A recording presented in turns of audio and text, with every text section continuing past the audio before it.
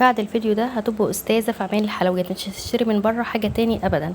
هنعمل النهاردة الدوناتس بكذا طريقة، حتى في العمايل بتاعتها او الفرد بتاعها بكذا طريقة، وهقول لكم احلى طريقة فيهم وانتوا بقى تختاروا. عملت زي بتاعة الافران بالظبط، بس طبعا على احلى واجود واطعم، لان طبعا حاجة بنعملها في البيت، حاجة بمنتهى النظافة ومنتهى الجمال.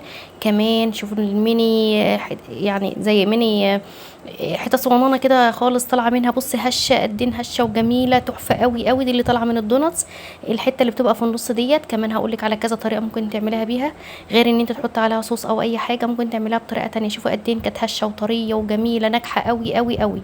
كمان طعمها في منتهى الجمال والروعه. هتعمليها في ثواني، والكميه دي كلها من كوبايتين ونص من الدقيق. شوفوا ما شاء الله. هقول لكم بقى لو اللي عايز بقى يعملها كده رفيعه كده زي ما انا عاملاها، انا حابه الرفيعه دي عن نفسي جدا. وهقول لكم كمان لو عايزه تعمليها ما شاء الله اللي هي العاليه ديت. تعالوا نسمي الله ونصلي على الرسول وندخل على محتوى الفيديو. بس قبل ما ندخل على محتوى الفيديو، يا ريت ما تنسوش تضغطوا اللايك، واللي ما اشتركش في القناه يشرفني ويشترك في القناه.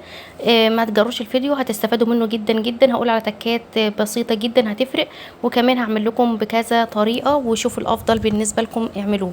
تمام. حطيت كوبايتين ونص من الدقيق، حطيت معلقه كده من الخل اللي بحب احطها على كل المعجنات عشان تطلع هشه وجميله، وكمان حطيت رشه من الملح ومعلقتين من السكر، وباكو من الخميره الفوريه او معلقه كبيره من الخميره الفوريه. وما عندكش خميره فوريه ممكن خميره بيره. طبعا انا عملت في العجان زي ما انتم عارفين، انا العجان الحمد لله متوفر عندي، وانا كمان دراعي بيوجعني مش هقدر اعجن كتير. فلو متوفر عندك العجان تمام، مش متوفر عندك العجان ابدأي اعجني كده بايدك. انا حطيت حوالي كوبايه الا ربع من اللبن. ممكن تستغنى عن اللبن وتحطي ميه، ما فيش اي مشكله. وحطيت على فكره كمان بضايه، بس هي ما جاتش، بضايه صغيره كده، وعايزه استغنى برضو عن البيض، ما فيش مشكله، بس بدها طعم حلو قوي. خلاص انا سبتها تخمر كده، شلتها وسبتها تخمر. في التوقيت ده بقى معلش كان النور قاطع، كل شويه يقطع ويجي يقطع ويجي كده. تمام. فرشيت رشه كده من الدقيق، وطلعت حته العجينه معايا، وهفردها كلها مره واحده. طبعا دي اللي عايزه تريح دماغها وتعملها بسرعه مفيش مشكله، ممكن تفرديها مره واحده. لو مش عايزه تفردها كده مره واحده وتعمليها بالطريقه اللي انا بعملها ديت، هقولك على طريقه احلى واحلى بكتير واريح بكتير، وهتطلع النتيجه مضمونه معاكي مليون المية. تمام. انا فردتها اهوت، بس على فكره انا فردتها رقيقه قوي. انت بقى لما تيجي تفرديها، لو مش عايزاها رقيقه كده، او يعني سمكها مش عالي زي ما انا عاملاها كده في اول الفيديو، طبعا بتخني العجينه عن كده، ما يبقاش السمك يعني رفيع قوي كده. طبعا جبت كوبايه، او ممكن تجيبي طبق صغير او اي حاجه تحطيه في الدقيق كده، وتبداي ان انت تقطعي العجينه، تدوسي عليها جامد كده وبغطاء ازازه، وتبداي تفرغيها من النص كده برضو، تحطيه في الدقيق وتبداي تفرغي كده. سهله جدا. حطيته على ورق زبده. وانا كمان هقولك كمان مش لازم ورق زبده خالص، اللي ما عندهاش متوفر ورق زبده بترشي شويه دقيق كده وتحطوهم على الدقيق، بتطلع احسن 100 مره ما تحطي زبده ورق زبده وتكلفي نفسك. وكمان بتطلع بكل سهوله، كمان لما تخمر ما تخافيش زي ما انا عملت كده. بصوا بقى يا ست الكل، انتوا هي بدل ما تعملي بقى العجينه وتفردي، انا فردتها كذا مره، بس بصراحه المره اللي انا يعني ما فردتش فيها دي عجبتني اكتر. بصوا ديت الاول هفردها برضو، علشان انا كنت عايزه اعملها اللي هي بتحطي فيها من جوه شوكولاته، يعني ممكن تحقنيها كده بشوكولاته بحقنه، بتحطي بها بتحقنها في كيس حلواني، بتفرغيها كده وتحطي فيها شوكولاته. بس انا اقولك على طريقه اسهل واحسن كتير. انا عارفه ست البيت العامله، او ست البيت اللي بتعمل حاجه سريعه لاولادها، او مش عايزه تقف في المطبخ كتير، بتحب ايه تعمل الحاجات بكل بساطه. بصي بقى، انا كنت اعملها كده، بس حسيت ان هي على فكره هي رقيقه، هي مش تخينه، المفروض هي تبقى اتخن من كده، السمك يبقى اتخن من كده. على فكره كل اللي انا حطيته دوت انا هديته تاني، بس هي ما جاتش في الكاميرا، وبدات ان انا ايه اتخنها شويتين عن كده، لان دي رقيقه قوي قوي.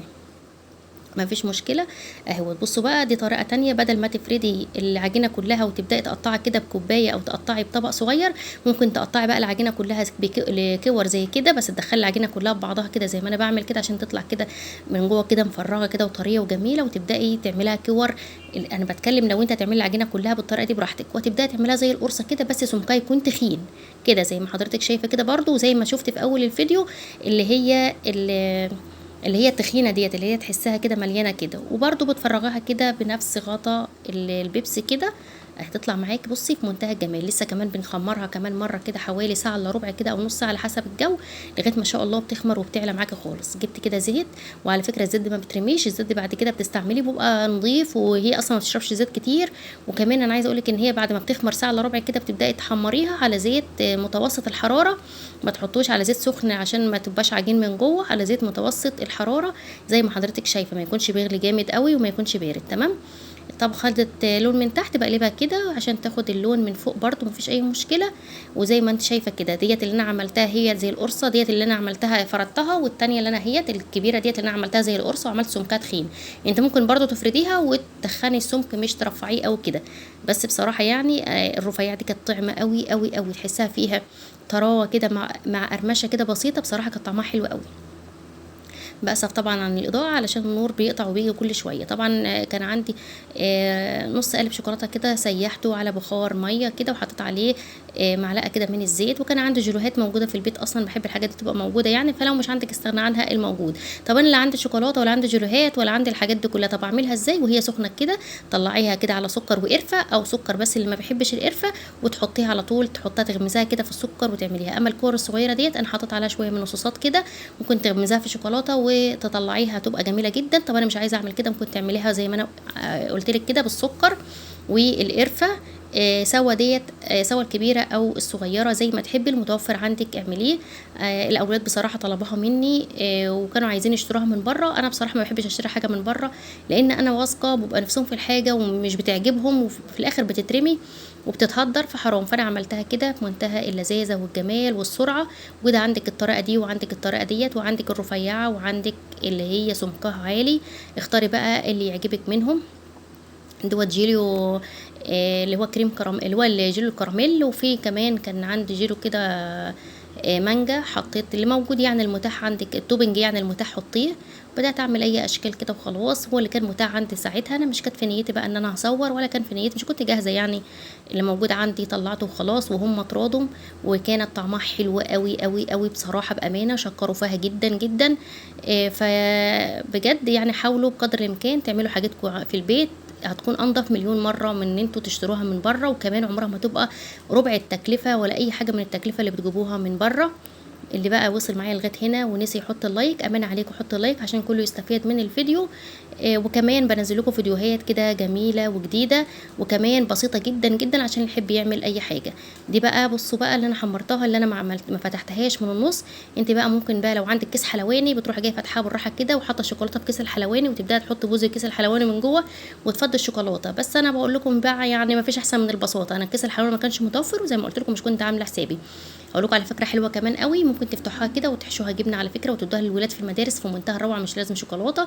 او ممكن تحشوها نوتيلا وتديها لهم برده في منتهى الجمال، مش توقفي نفسك على حاجه خالص خالص.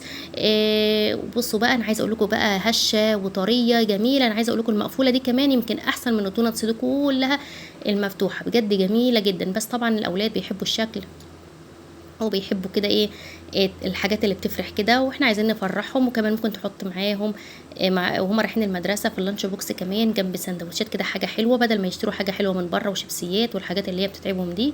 شوفوا قد ايه ما شاء الله طعمها حلو قوي، مفرغه من جوه كمان، تحسها كده الكور الصغيره ديت كده فيها هشاشه كده جميله. ودي شوفي ناشف قد ايه يعني طريه، اقصد ما هيش ناشفه خالص والله، كانت طريه جدا جدا وكانت طعمها في منتهى الروعه بجد، ما يتشبعش من اكلها، حلو قوي.